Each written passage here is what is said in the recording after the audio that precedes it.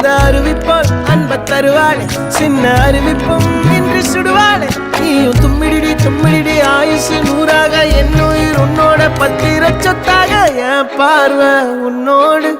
உன் பொம்மை கண்ணோடு பேசாமல் விண்ணோடு